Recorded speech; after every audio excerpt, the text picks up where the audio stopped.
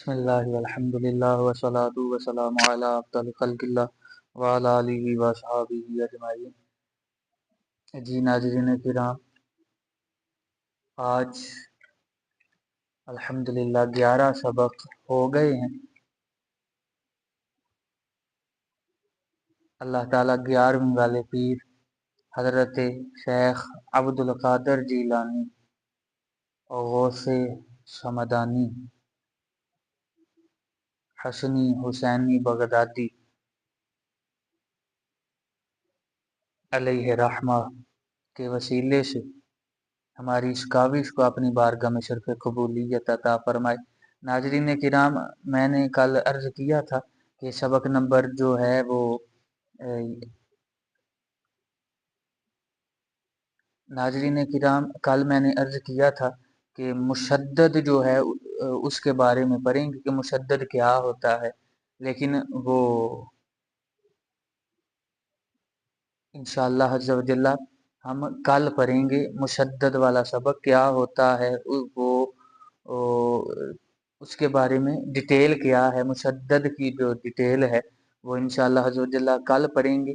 आज के लिए माज़रत है क्योंकि ये 11 सबक हुए हैं और 11 असबाक के बाद ये मश्क है, तो ये भी पढ़ना ज़रूरी है और ये कल मुझे बिल्कुल भी इसका जो है वो याद ना रहा, तो उसके लिए माज़रत है। आज हम मश्क करते हैं तो इंशाअल्लाह अज़्ज़ा व जल्ला कल हम पढ़ेंगे। किसके बारे में कल पढ़ेंगे इंशाअल्लाह अज़्ज़ा व जल्ला? मुशद्दद हरूफ जो हैं या मुशद्दद हरफ किसे कहते हैं उसके बारे में डिटेल पढ़ेंगे। और आज मश्क करते हैं, तो मश्क कैसे पढ़ेंगे इसको कोशिश करें कि बच्चे को यहाँ पढ़ा सिखा रहे हैं तो ये रवां ही पढ़ी जाए। मश्क जो है ये रवां ही पढ़ी जाए, और अगर रवां बच्चा नहीं पढ़ सकता तो पहले उसको हिज्जे के साथ पढ़ाएं, फिर उसको रवां भी पढ़ाएं, रवां लाजमी पढ़ाएं। सही है जी। तो मैं एक लाइन जो है वो पढ़ के आपको बता देता हूँ कैसे पढ़ेंगे जी। बिस्मिल्लाहिर्रहमानिर्रहीम सल्लल्लाहु अलैहि व आलिहि व सहबिहि वसल्लम। सबसे पहला लफ्ज़ है कुल, काफ लाम पेश कुल। काफ हरूफ मुस्तालिया में से है इसलिए इसको मोटा पढ़ेंगे। आगे लाम साकिन है क्योंकि इसके ऊपर जज्म है। कुल, आगे लम है, लाम मुतहर्रिक है और उसके साथ मीम जो है वो साकिन है क्योंकि उसके ऊपर जज्म है, तो इसको रवां पढ़ेंगे तो पढ़ा जाएगा लम। आगे है जी इस्ताबिर, इस्ताबिर अलीफ को हमजा पढ़ेंगे क्योंकि इसके ऊपर जब अलीफ के ऊपर ज़बर ज़ेर पेश या जज्म आ जाए तो अलीफ को हमजा पढ़ेंगे। और साद साकिन है क्योंकि इसके ऊपर जज्म है और साद हरूफ मुस्तालिया में से है। तो भी इसके साथ जो है वो भी हरूफ मुस्तालिया में से है, तो इन दोनों को मोटा करके पढ़ेंगे। बा मुतहर्रिक है और रा साकिन है क्योंकि रा के ऊपर जज्म है, तो ये सारा मिलके पढ़ा जाएगा इस ताबिर। आगे है जा मुतहर्रिक है, जीम साकिन है क्योंकि इसके ऊपर जज्म है, और ये जीम जब साकिन होगा तो फिर ये हरूफ कलकला में से भी कहलाएगा, इसलिए यहाँ पे कलकला करेंगे यानी आवाज लौटती हुई निकलेगी।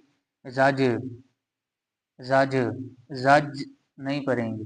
जज रातुन, जज रातुन, जज रातुन।